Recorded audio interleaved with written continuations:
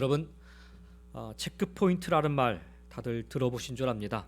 주로 국경 검문소나 고속도로에서 차량을 검색하는 곳을 뜻하는 말이지요. 자동차 경주에서는 경주에 참가한 차의 주행을 점검 혹은 확인하기 위하여 경주 코스 도중에 마련하여 놓은 지점을 뜻하는 말이기도 합니다. 특별히 자동차 경주의 경우 이 체크포인트를 무시하고 그냥 경주를 강행하다가는 예기치 않은 사고를 만나게 될 수 있어서 경기의 룰로 반드시 경기 도중에 주기적으로 이 체크포인트를 거쳐서 차량 상태를 확인하고 또 경주에 임할 수 있도록 그렇게 강제로 하고 있습니다. 우리 신앙에도 바로 이와 같은 체크포인트가 있다라는 사실을 아시는지요? 지난 시간 우리는 야곱이 비로소 아버지 이삭에게 참된 축복을 받는 장면을 살펴보았습니다. 이삭의 신앙이 회복되는 장면이기도 하였죠. 그리고서는 이제 이삭은 하나님의 역사의 중앙에서 페이드 아웃되어 사라지고 야곱이 그 역사의 중앙에 서게 됩니다. 그런데 하나님의 축복을 막 받은 야곱이 가장 먼저 만나게 된 일은 아버지 이삭의 품을 떠나 멀리 어머니 리브가의 고향인 하란으로 떠나는 일이었습니다. 물론 표면적으로는 자신의 아내를 동족에게서 얻어야 한다라는 아버지의 명에 따라 떠나는 발걸음이었지만 그 이면에는 형 에서로부터의 죽임당함을 피하고자 어쩔 수 없이 택한 길이었습니다. 그래서 이제 정식으로 아버지 이삭으로부터 장자권의 축복을 받았으니 폼나게 좀 살아볼 수도 있었을 텐데 야곱은 비참하고 초라한 신세로 혈혈단신 부엘세바에서 하란으로의 멀고도 먼 여행의 길을 떠나게 됩니다. 약 한 600마일 정도가 된다고 해요. 그리고 만난 야곱의 인생의 첫 번째 체크포인트가 바로 오늘 본문의 내용의 배경인 루스라 불리던 베델이라는 곳입니다. 야곱의 인생을 살펴보면 그에게는 크게 세 번의 신앙의 체크포인트가 있었습니다. 인생의 체크포인트죠. 가장 처음이 오늘 본문의 베델이고요. 두 번째가 약곡강에서였고 그리고 마지막이 세겜에서였습니다. 야곱은 이 세 번의 자신의 인생에 그리고 자신의 신앙의 체크포인트를 거치면서 하나님의 언약을 이을 만한 약속과 축복의 자손으로 축복의 사람으로 변화되어 갑니다. 한 번의 체크포인트를 거쳤다고 그의 인생이 완전하게 바뀐 것이 아님을 우리는 기억해야 합니다. 우리 인생도 마찬가지입니다. 한 번에 하나님을 만나는 경험으로 우리 인생 자체가 송두리째 바뀌어 살 수 있다라고 착각해서는 안 됩니다. 사도 바울의 가르침처럼 예수님을 구주로 믿고 고백하는 구원의 순간이 있다면 예수님의 말씀을 믿고 따라가는 성화의 순간이 있으며 궁극적으로 하나님 앞에 서서 의롭다 인정받고 하나님 나라에 들어갈 영화의 순간이 있음을 우리는 기억해야 합니다.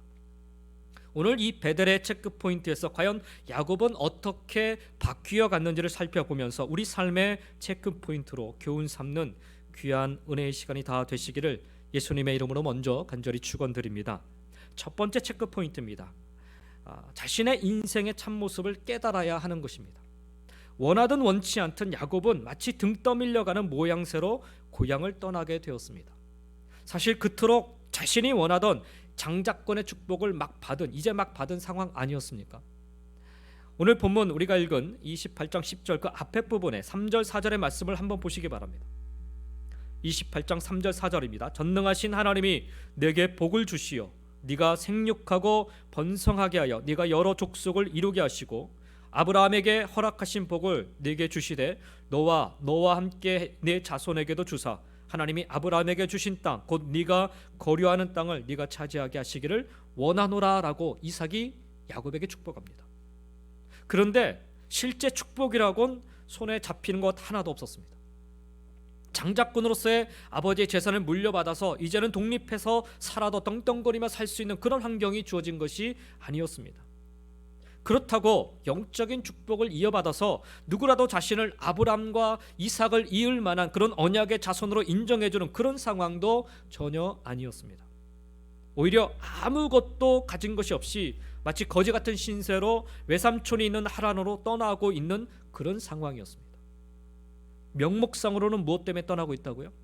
28장 1절과 2절의 말씀에 보면 바로 자신의 배우자를 구하기 위해서였습니다. 그런데 여러분 기억하시는지요? 아브라함이 이삭의 배우자를 구하기 위해 자신의 종을 아브라함의 종을 하란으로 보낼 때 그 종과 함께 보낸 재물이 얼마나 대단했던지 여러분 혹시 기억하시는지 모르겠어요. 창세기 24장 10절 말씀에 보면 낙타 10필 10마리죠. 그 낙타 10마리와 주인의 모든 좋은 것을 가지고 떠났다라고 이렇게 성경은 적고 있습니다. 여러분 그 당시 일반적으로 물건을 운송하는 방편으로 노새나 나귀 등이 사용된 점을 감안한다면 여기 창세기 24장에 아브라함이 이삭의 배우자를 구하기 위해서 낙타 10마리를 보내고 있다는 사실, 이 낙타 10마리가 사용되고 있다는 말은요 거의 거대한 상단 하나를 꾸려서 갔다라는 말과도 같습니다. 그러니까 적당히 그냥 모양새만 갖추기 위해서 보낸 게 아니에요. 엄청나게 큰 상단을 이루어서 이삭의 배우자를 구하기 위해서 야곱이 보낸 겁니다. 그래서 이 리브가의 오빠였던 라반이 아브라함이 이 꾸려온 선물 보따리를 보고 나서는 따지거나 잴 것도 없이 이 결혼을 승낙했던 것입니다. 라반이 어떤 사람입니까? 그는 물질에 아주 눈이 밝은 사람이었습니다. 낙타 10마리에 이 정도의 선물을 실어 보낼 재력가라면 자신의 여동생 리브가를 결혼시켜도 충분하다 그리 판단하였기에 오래 고민할 것도 없이 바로 결혼 승낙을 해버렸던 것입니다. 그런 이삭의 배우자를 구하는 과정과 비교해 보면 야곱이 지금 자신의 배우자를 구하기에 하란으로 가는 발걸음을 한번 여러분 비교해 보시기 바랍니다. 최소한 나귀 새끼 한 마리라도 끌고서 그 위에 결혼 지참금이라도 쓸 선물 보따리라도 챙겨가야 적어도 나는 신부감 구하러 왔습니다라고 말이라도 할 수 있지 않을까요? 아니 이삭이 그렇게 보내니까 적어도 그 정도는 챙겨서 보내줘야 되지 않을까요? 그런데 야곱은 지금 아무것도 가진 것이 없이 몸뚱아리 하나 가지고 바단 아람 즉 하란으로 가다가 중간에 베델이라는 광야 한복판 들판에 멈춰서게 된 것입니다. 그가 아무것도 가진 것이 없다라는 것을 어떻게 알 수 있어요? 오늘 11절 말씀이 이것을 증명하고 있습니다. 11절 말씀에 보니까 한 곳에 이르러는 해가 진지라 거기서 유숙하려고 그곳에 한 돌을 가져다가 베개로 삼고 거기 누워 자더니라고 얘기합니다. 그렇습니다. 그가 지금 피곤해 지쳐 잠을 청하는데 자신의 짐보따리도 아니고 돌을 베개 삼아 잠을 청하고 있습니다. 야영하기 위한 텐트를 친 것도 아님을 알 수가 있습니다. 장거리 여행객이면 필수적으로 가지고 다녔던 가장 기본적인 야영 텐트도 그는 갖추지 못하고 있었던 것입니다. 여기 돌베개는 바로 야곱 인생의 적나라함을 그대로 보여주는 그런 매개체입니다. 그에게 달려있는 명함들은 화려했지요. 이삭의 공식적인 장자, 그렇지 않습니까? 아버지로부터 공식적으로 장자권의 축복을 받았기 때문에 이제는 공식적인 장자예요. 이삭의 모든 재산을 물려받은 유일한 상속자라는 말입니다. 누가 보아도 그는 화려한 스포트라이트를 받으며 살아갈 인생이 아닐 수가 없습니다. 이삭이 누구예요? 이삭이 자타가 공인하는 우물 파기의 대가입니다.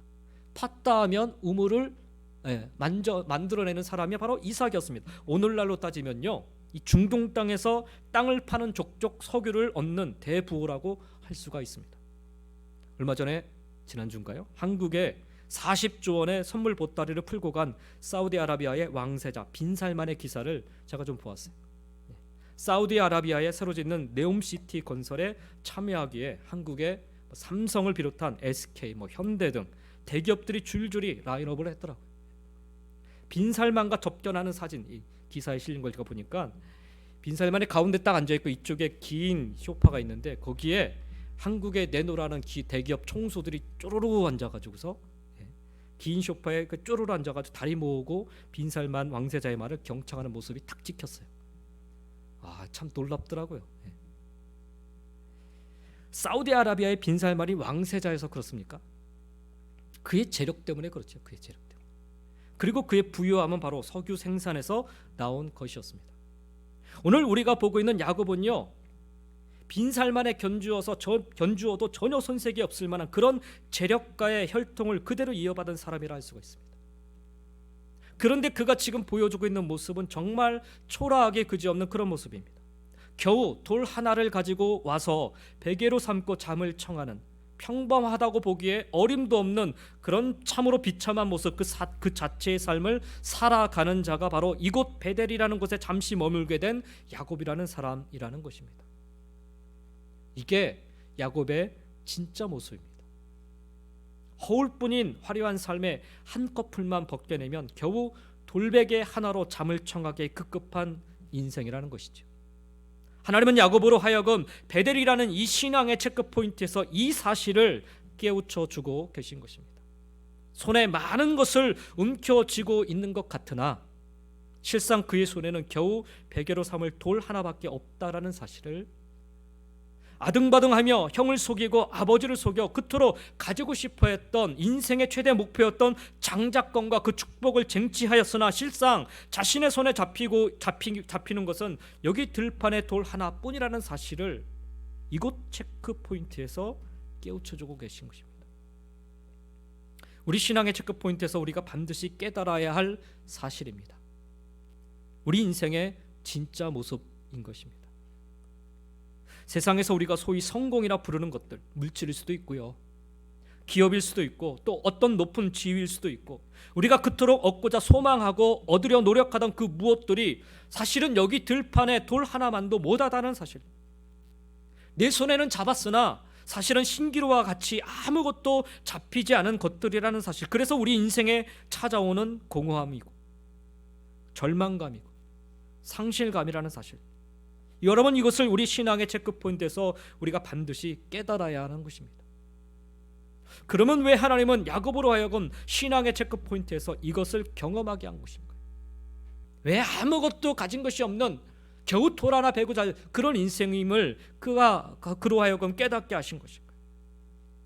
내 손에 잡고 있는 것이 아무것도 없다라는 사실을 깨달아야 비로소 하나님을 바라보게 되기 때문입니다. 그래서 두 번째 체크포인트는 하나님을 바라보는 것입니다. 오늘 본문 12절 말씀에 보면 꿈에 본즉 사닥다리가 땅 위에 서 있는데 그 꼭대기가 하늘에 닿았고 또 본즉 하나님의 사자들이 그 위에서 오르락 내리락하고 라고 말씀합니다. 자신의 인생이 얼마나 한심스럽고 자신의 처지가 얼마나 비참했을까요? 이러려고 내가 그동안 그렇게 아등바등 살았나 하는 후회가 막 밀려오지 않았을까요? 도대체 나는 이제 어떻게 살아야 하나 하는 막연함과 두려움이 막 밀려오지 않았을까요? 그 상황에 제대로 잠을 잘 수 있었을까요? 광야 한가운데 돌밭에서 잠을 자는데 언제 맹수가 들이닥칠지 모르는 상황에서 과연 제대로 잠은 잘 수나 있었을까요? 그래서 여러분, 여기 12절의 시작 부분 꿈의 본즉은 야고보의 깊은 잠이 들어서 꾼 꿈이라기보다는 제대로 잠을 이루지 못하고 이리저리 뒤척이며 눈물로 밤을 새워가는 그 순간에 하나님께서 하늘의 커튼을 열어 젖히시고 야고보에게 보여주신 놀라운 환상이라 할 수가 있습니다. 고된 여행길에 비참한 자기 자신밖에는 볼 수 없던 그의 눈을 열으셔서 자신의 인생길에 도대체 어떤 일이 벌어지고 있는지를 보여주시는 하나님의 은혜의 손길을 펼쳐주시는 순간이 아닐 수가 없습니다.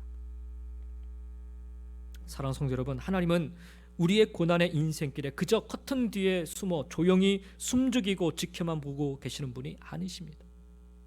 그 닫혀진 커튼을 반드시 열어 젖히는 순간이 찾아옵니다.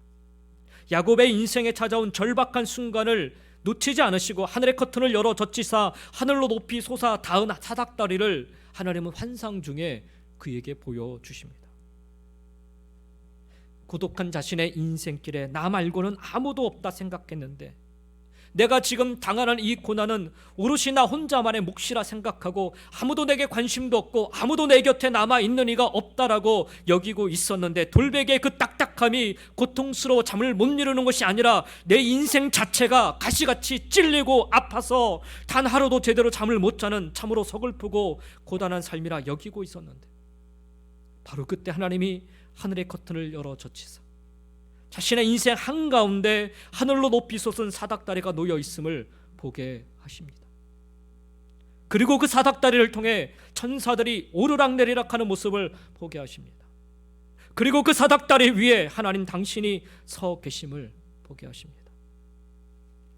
그렇습니다. 여러분, 혼자가 아니었습니다.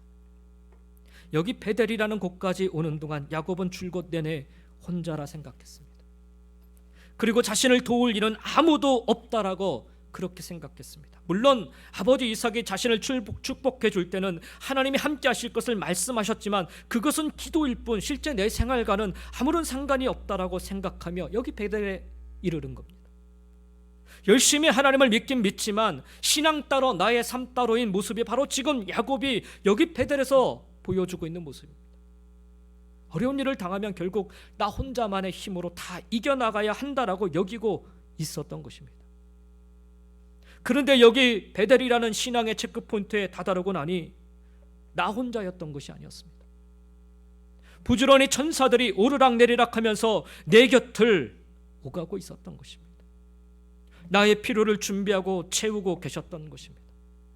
지금 내게 무엇이 필요한지, 조금 후엔 내게 무엇이 필요한지를 살피고 또 살피는 천사들의 분주함이 나와 늘 함께하고 있었던 것입니다.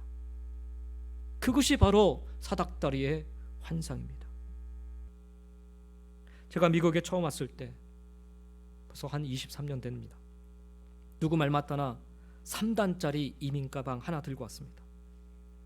근데 막상 와서 보니까 살기가 참 막막하더라고요. 영어가 안 되니 잡을 수도 없고, 신분이 안 되니 역시 일자리 구하기도 어렵고, 또 제가 한국에서 주로 공부와 사역만 하다 와서 사실 세상 일을 할 줄 몰랐습니다. 고생도 해본 사람이 한다고 평소에 고생을 해보지 않았으니까 힘든 일에 선뜻 뛰어들 용기도 없었습니다. 그렇게 지내다 보니까 미국에서의 생활이 정말 쉽지 않았습니다. 돈은 점점 없어져 가고, 그래서 그 당시에 뉴욕 신일 장로교회라고 상가 건물을 빌려서 예배를 드리던 개척교회였는데, 그 교회 지하실이 있었어요. 그 교회 지하실에서 렌트비를 아낀다고 한 6개월을 제가 산 적이 있었습니다. 그 지하실은 히팅도 안 들어오고, 밤에는 제가 전기장판을 틀고서, 그때는 뭐 한국에서 가까운 그 얇은 이불 그거 하나 있었어요. 그래서 뭐 마켓에 가서 제가 이제 침낭 하나 구해가지고 가서 침낭을 뒤집어 쓰고 그렇게 지냈습니다. 너무 추워가지고 침낭 속에 쏙 들어가가지고서 그렇게 하룻밤을 자고 했습니다. 근데 그나마도 그 교회 목사님께 제가 미운 틀이 잡혀서, 뭘 잘못한 거 사실 없는데 아무튼 미운 틀이 잡혀서 쫓겨나게 됐어요. 갑자기 목사님이 저를 부르더니만은 한 달 정도 시간을 줄 테니까 나가라는 거예요. 그래서 제가 대답했죠. 뭐 제가 뭐 어떻게 할 수 없어요. 그러니까 그 모습이 또 괘씸했는지 또 불러가지고서, 아니 한 달이 아니라 한 주 이번 주 내로 당장 나가라고 그렇게 하시더라고요. 갈 데가 있어야 나가죠. 제가 돈이 있어야 나가죠. 그래서 주어진 일주일 동안 거의 제가 철야를 했더랬습니다. 뭐 딱히 잘못한 것도 없는데 나가라고 하니까 억울하기도 하고, 아는 사람도 없다는 사실에 또 속상하기도 하고, 그래서 그냥 울면서 기도했습니다. 저 아는 사람 좀 보내달라고, 차도 없으니까 누가 좀 데리러 와달라고. 이게 제 기도 제목이었어요. 처음에는 눈물도 나고 그러더니 나중에는 지치기도 하고 포기가 되기도 해서 그냥 엎드려 있게 되더라고요. 그런데 어느 순간에 제 눈에 주님이 팔을 넓게 펴시고 저를 안으려 다가오시는 모습을 제가 그 기도 중에 보게 됐어요. 그냥 두 팔 벌리고 계신 주님을 보는 순간 얼마나 눈물이 나던지. 그래서 제가 그 밤에 엉엉 울면서 제단 앞에서 엎드려서 기도했더랬습니다. 그리고는 그 다음 날인가 그 다음 날인가 한국에 통화를 하게 됐는데, 뉴저지에 제가 아는 교회 후배가 살고 있다라는 이야기를 듣게 되었어요. 소식이 끊어진 지 오래된 녀석이었는데, 아무튼 그래서 어떻게 수소문해서 연락처를 받아서 통화를 해보니까 자기 아버지가 뉴저지에서 목회를 하고 있다라는 거예요. 그 아버지는 일찍이 이 친구 녀석과 이 후배 녀석 어머니와 이혼하시고 재혼하신데 미국에 와서 목회를 하고 계신 분이셨어요. 이 친구도 나중에 고민하다가 아버지 초대로 미국에 와서 살게 된 것이죠. 그래서 연락이 끊겼던 것입니다. 제 얘기를 듣더니 자기 아버지에게 한번 말해보겠다고 하더니 그 목사님이 저 한번 보자고 하시고는 그 다음 날 교회 밴과 함께 그 목사님, 부목사님을 보내셔서 저를 그냥 데려가게 하셨어요. 제가 기도한 그대로 하나님이 역사하시더라고요. 제가 그 당시 엎드려 기도하며 본 주님의 팔 벌려 저를 안으시려던 모습은 제가 바로 야곱이 본 사닥다리의 환상과 같은 것이었습니다. 저에게는. 저는 그때 저 혼자인 줄만 알았어요. 근데 알고 보니까 그때 하나님이 정말 바쁘게 움직이셨더라고요. 정말 이 사람 저 사람 연결해서 통화하게 하시고, 제가 미국에 와 있는 사실을 알게 하시고, 마침 그때 저와 연결하게 하시고, 부지런히 천사들이 오르락내리락 하면서 제 곁을 오가고 있었던 것입니다. 저의 필요를 준비하시고 채우고 계셨던 것입니다.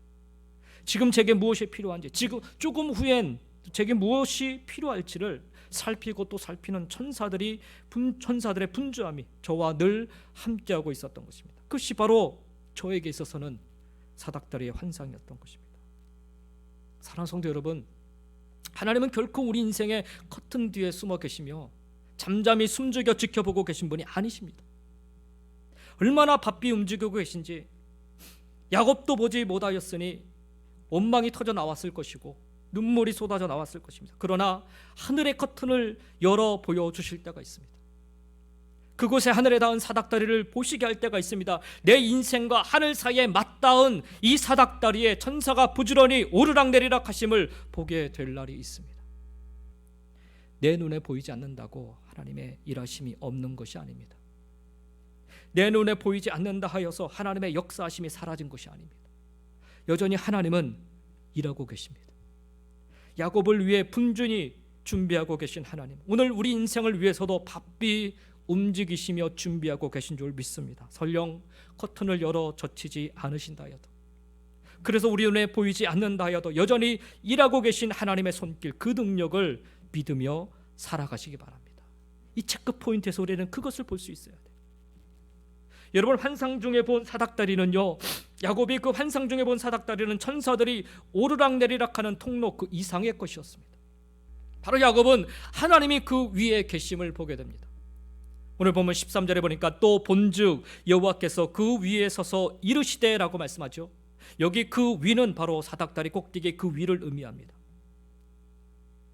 하나님에 대해서 이야기를 많이 들어 알고 있었는데 자신의 조부였던 아브라함과 자신의 아버지였던 이삭에게 복을 주신 하나님으로는 잘 알고 있었는데 지금껏 야곱은 하나님을 만나본 적이 없었어요. 그런 하나님을 야곱이 환상 중에 비로소 만나 뵙게 된 것입니다. 만나 뵐 뿐만 아니라 그분의 음성을 직접 들을 수 있게 된 것입니다. 욥기서에 보면요, 욥이 고난을 다 통과한 뒤에 이런 고백을 드립니다. 욥기서 42장 5절, 내가 주께 대하여 귀로 듣기만 하였사오나 이제는 눈으로 주를 배옵나이다. 고난을 통과하기 전에 욥은요 정직했어요. 욥은 예배를 열심히 드린 사람이었습니다. 욥은 자신의 재물을 가난한 사람들과 나누었던 사람이었습니다. 그는 하나님을 향한 열심이 있었던 사람입니다. 그러나 그의 믿음은 하나님을 인격적으로 만난 그 정도의 수준은 아니었던 것입니다. 귀로 들어서 알았던 수준이었습니다. 지식적인 믿음이었던 거죠. 그런데 그가 고난의 과정을 통과하고 난 후에는 자신의 신앙이 과거와는 완전히 다른 신앙이 되었다라고 고백하는 것입니다. 귀로 듣기만 했던 하나님을 이제 눈으로 보게 되었다라는 거예요. 즉 다시 말하면 이론으로 지식으로만 알았던 하나님을 실제로 인격적으로 체험했다는 것입니다. 야곱도 마찬가지예요. 야곱은 자신의 이 신앙의 체크포인트에서 바로 이 사실을 경험하게 된 것입니다. 만약 욥에게 고난이 없었다면 어떠했을까요? 아마 그는 여전히 동방의 의인이라 칭함을 받을 수 있었을지는 모르겠지만 하나님을 지식으로만 알고 지식으로만 고백하고 지식으로만 가르칠 줄 아는 그저 그런 신앙으로 살았을지 모릅니다. 그러나 그는 고난을 겪으며 고난을 통과하며 비로소 하나님이 어떤 분이신지를 알게 되었고 그 하나님을 만날 수 있었으며 하나님으로부터 음성을 들을 수 있었습니다. 야곱도 마찬가지입니다. 그도 아마 여전히 이삭 곁에 머물러 있었다면 여전히 하나님을 지식으로만 알고 믿었을 것입니다.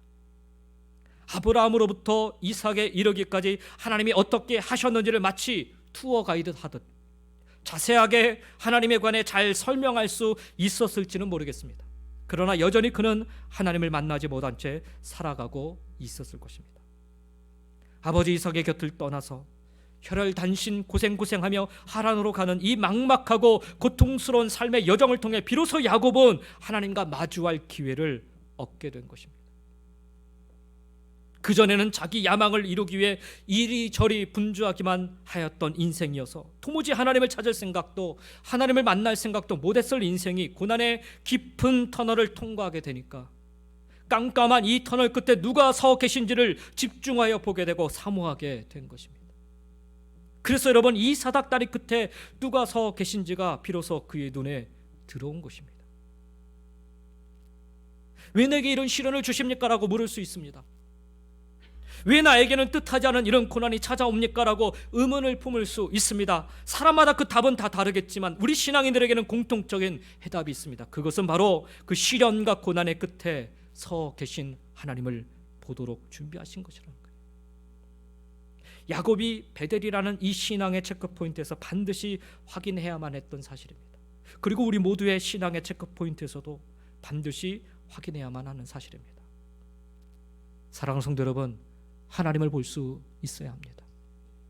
사닥다리가 놓이고 그곳으로 오르락내리락하는 천사들의 분주한 모습에 여러분 시선을 빼앗기지 마시고, 물론 그것도 중요합니다. 그러나 그것에 마음 좋아서 그냥 막 기뻐하며, 그렇게 내 삶 속에서 벌어지고 있는 이런 크고 작은 일들로 인해서 흥분해서 기뻐하며 즐거워하며 지내다 보면요, 정작 중요한 것을 놓치며 살게 됩니다. 진짜 중요한 것은 이 모든 것들을 누가 주관하고 인도하고 계시느냐, 그것입니다. 진짜 중요한 것은 내 인생의 주권을 누가 가지고 계신가, 그것입니다. 그래서 내가 누구에게 복종하고 누구의 말을 듣고 누구에게 순종하며 살아야 하는지를 깨닫는 것이 중요한 것입니다. 야곱은요, 사닥다리에 오르락내리락하는 천사들에게 시선을 다 빼앗긴 게 아니라 그 끝에 누가 계신지를 비로소 볼 수 있었습니다. 그 순간 야곱의 귀에 하나님의 음성이 들립니다. 여러분 잘 들으시기 바랍니다. 하나님을 믿는 것 중요합니다. 하나님을 만나는 것 중요합니다. 그러나 하나님을 믿고 하나님을 만나는데 무엇보다 중요한 것은 하나님의 음성을 듣는 것입니다. 오늘 우리가 읽은 13절부터 15절의 말씀, 우리 같이 한번 봉독해 보도록 하겠습니다. 좀 중요한 말씀이기 때문에 우리 한번 같이 읽겠습니다. 13절부터 15절의 말씀입니다. 또 본즉 여호와께서 그 위에 서서 이르시되 나는 여호와니 너의 조부 아브라함의 하나님이요 이삭의 하나님이라. 네가 누워있는 땅을 내가 너와 네 자손에게 주리니 네 자손이 땅의 티끌같이 되어 네가 서쪽과 동쪽과 북쪽과 남쪽으로 퍼져나갈지며 땅의 모든 족속이 너와 네 자손으로 말미암아 복을 받으리라. 내가 너와 함께 있어 네가 어디로 가든지 너를 지키며 너를 이끌고 이 땅으로 돌아오게 할지라.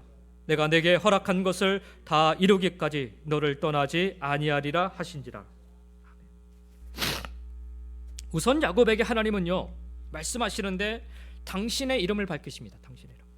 여기 여호와, 이제 히브리어는 야훼라는 말씀을 적고 있는데, 단어를 적고 있는데, 여호와라는 이름은 특별히 하나님의 과거에 맺은 언약을 재확인하고 그 약속을 성취할 때 자주 사용되는 호칭이 바로 야훼, 여호와입니다.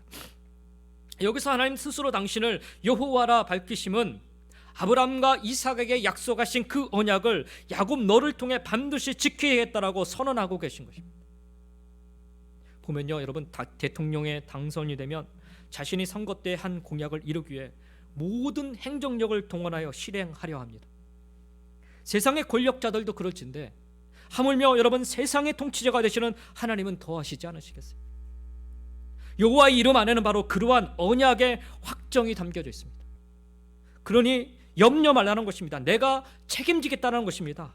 세상 그 어떤 확정서보다도 더 확실한 확정서가 바로 여호와 하나님의 이름인 것입니다.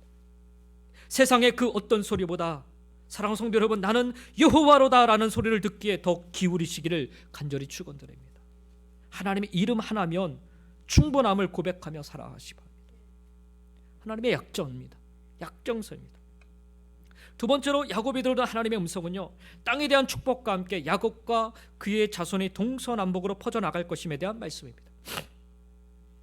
여기 베델에 오는데 여러분, 도망자로 혈혈단신 혼자 광야에서 쪽잠을 취하고 있는 이 야곱에게 하나님이 말씀하시고 약속하시면요, 실로 엄청나게 크고 위대한 약속이 아닐 수가 없습니다. 여기 14절에 퍼져나갈지라, 파라츠라는 히브리어가 사용되는데, 이 파라츠라는 말은요 원래 주머니가 탁 터지면서 그 안에 담겨있는 액체가 한꺼번에 나오는 그런 상태를 일컫는 말이 바로 이 파라츠, 퍼져나갈지라라는 말입니다.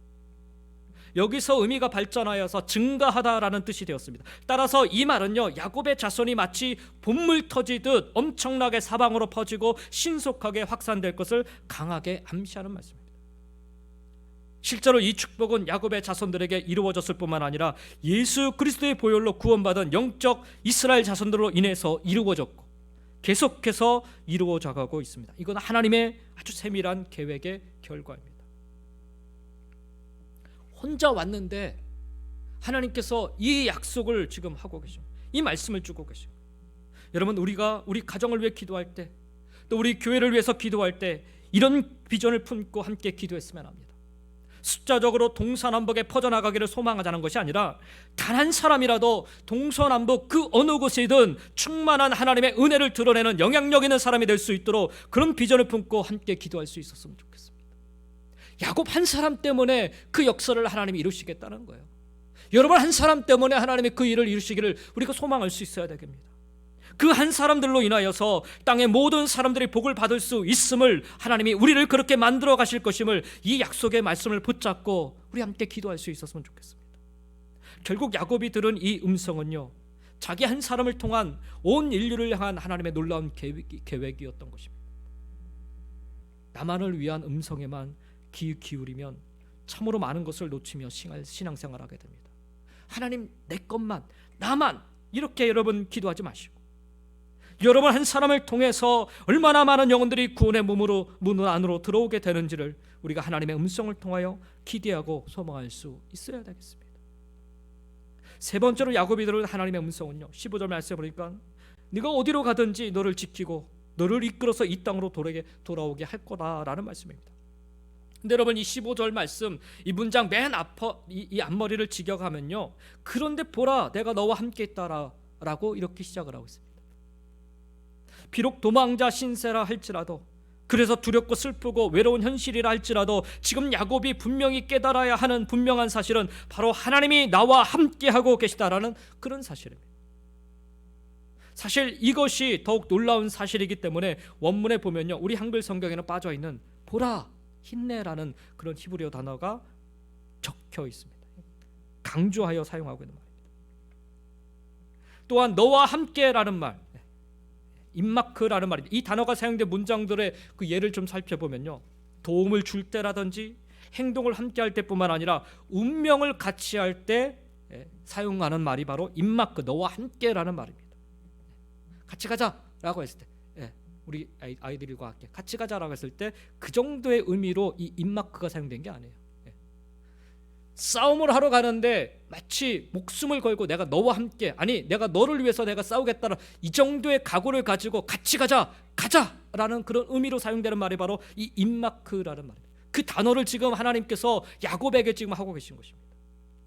그러니까 이 말은요, 하나님이 야곱을 단지 멀찌감치 서서 조금 도와주는, 간접적으로 도와주는 이 정도가 아니라 한 걸음 더 나아가서 어디를 가든지 그와 함께 동행하며 그와 함께 행동을 같이 하며 심지어는 운명을 같이 하겠다라는 그런 의미까지 포함하고 있는 말이 바로 여기 임마크, 너와 함께라는 말입니다.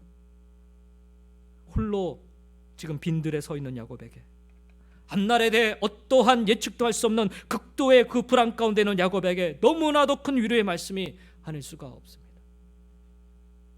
이 말씀을 통해 당신의 자녀들을 향한 하나님의 마음을 우리 모두 좀 깨달을 수 있었으면 좋겠습니다. 하나님은요, 당신의 자녀들에게 단지 도움을 주는 정도가 아니에요. 같이 행동하시며 운명까지 같이 하시는 분입니다. 그래서 십자가를 주신 거예요, 여러분.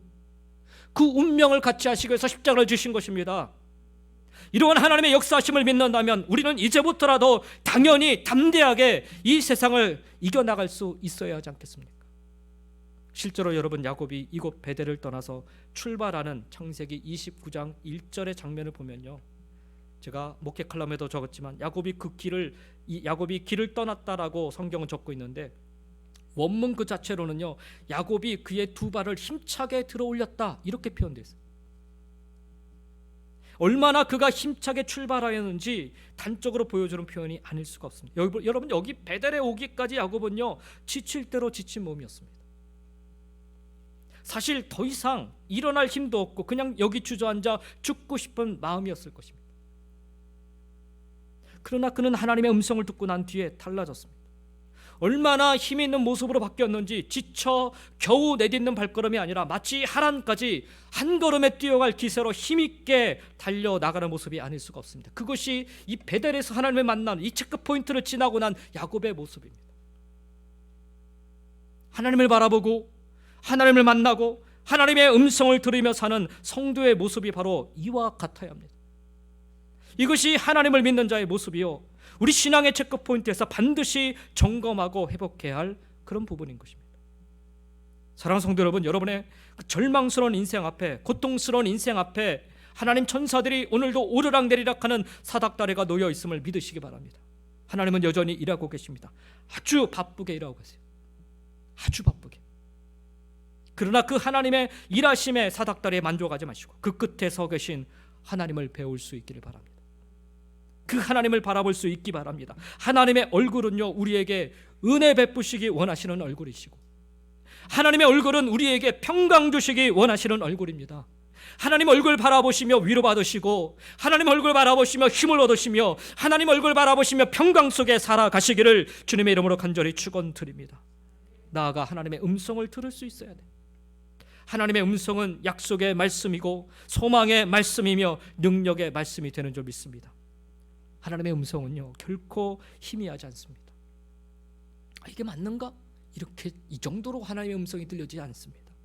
오늘 우리에게 분명하게 들려주시는 하나님의 음성, 그 말씀을 붙잡고 다시 힘차게 발을 내디뎌 살아가시는 여러분 모두가 다 되시기를 예수님의 이름으로 간절히 축원드립니다. 끝으로 우리가 점검해야 될 신앙의 체크포인트는, 아니 야곱이 점검했어야 될 체크포인트는 바로 하나님을 만난 뒤의 모습입니다. 삶의 모습입니다.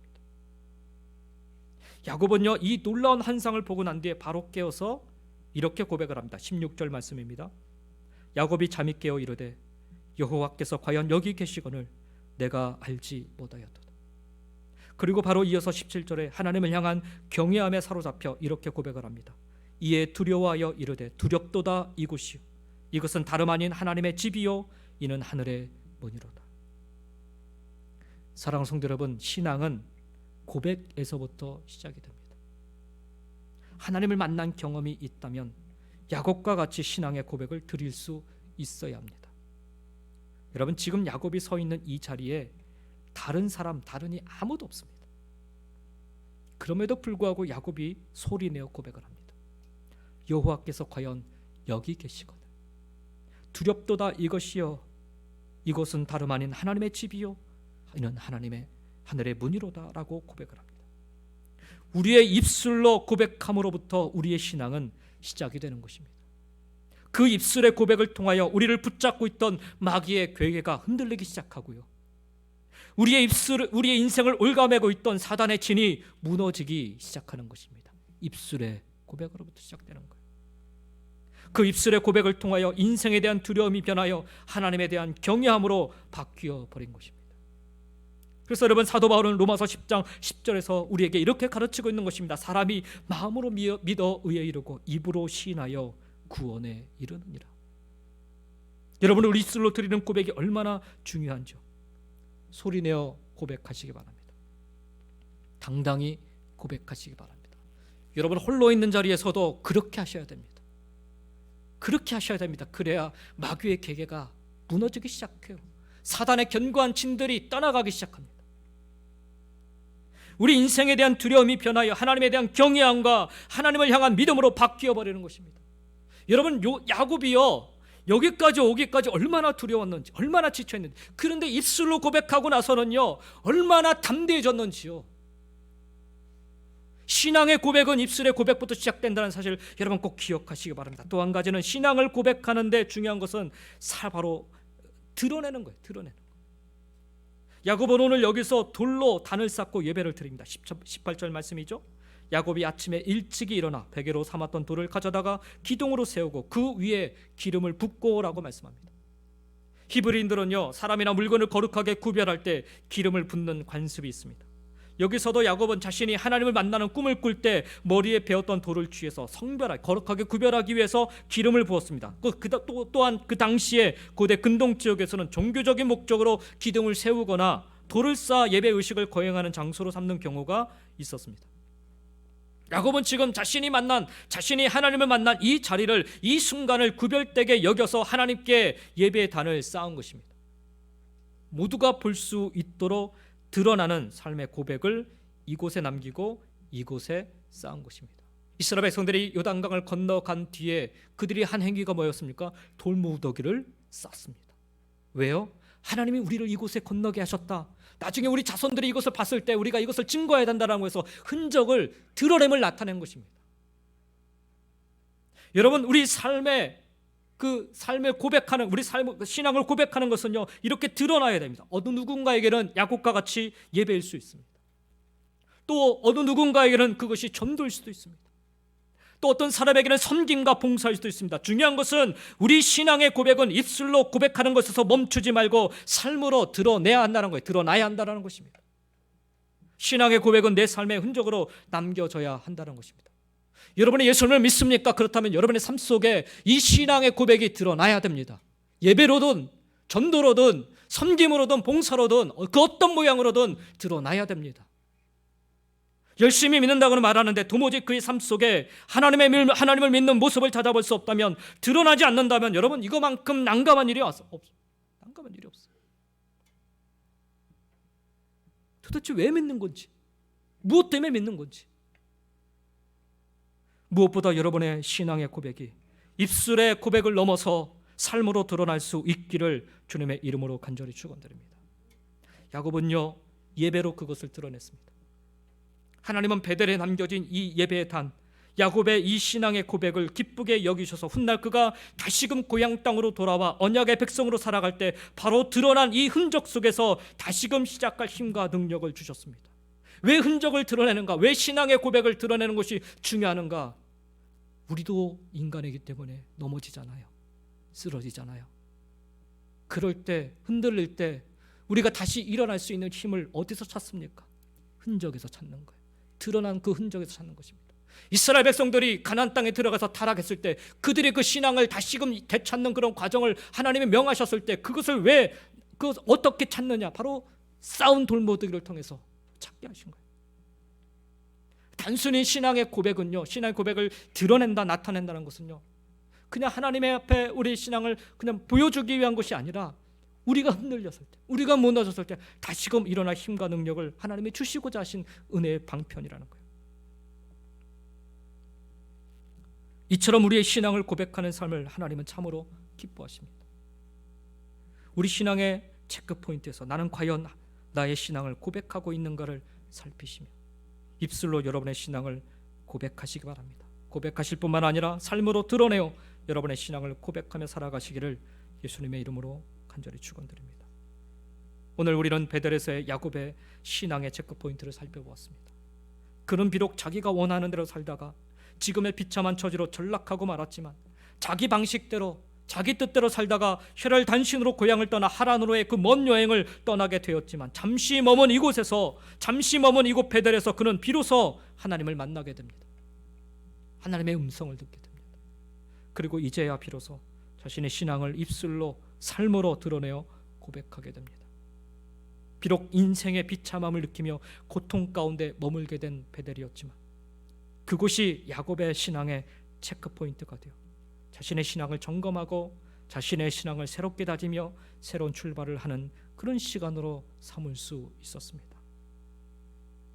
뜻하지 않게 우리 인생에도 하란으로 향하는 발걸음이 급작스럽게 찾아올 수 있습니다. 원망으로, 불평으로, 교만으로 가득 찬 그런 절망의 시간으로 보내지 마시고 야곱과 같이 여러분 자신의 신앙을 돌아보는 신앙의 체크포인트로 삼아 보시기 바랍니다. 내 자신의 참된 모습을 돌아볼 수 있는 시간, 하나님을 바라보는 시간, 하나님의 음성을 듣는 시간, 우리 신앙을 고백하며 살아가기를 결단하는 시간으로 그렇게 여러분 인생의, 여러분 신앙의 체크포인트로 삼아 보시기 바랍니다. 그러면 막막함이 변하여 소망으로 채워지게 될 것입니다. 그러면 두려움의 발걸음이 변하여 믿음의 힘찬 발걸음으로 변화된 삶을 살아가게 될 것입니다. 우리 인생의 이 신앙의 체크포인트를 준비하고 계신 하나님께 감사하며 오늘을 살아가시기를 예수님의 이름으로 간절히 축원드립니다.